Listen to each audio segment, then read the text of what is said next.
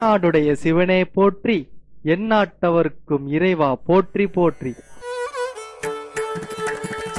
உலகம் போற்றும் தமிழனின் உன்னத படைப்பாம் மதுரை மீனாட்சி சுந்தரேஸ்வரர் ஆலயத்தின் முக்கிய பெருவிழாவாம் சித்திரை திருவிழாவின் முதல் நாள் நிகழ்வு கொடியேற்றத்துடன் கோலாகலமாய் துவங்கியது.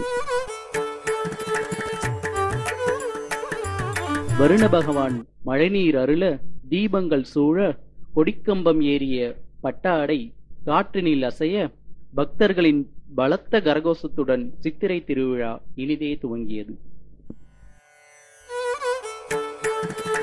காலையில் வெண்ணிற மேகங்கள் சூழ்ந்து நிற்க, பொன்னிற மேனியாய் நிற்கும் கம்பத்தின் மீதேறிய கொடி கோபுரத்தின் அருகே விழாவை வரவேற்கும் விதமாக அசைகின்றது.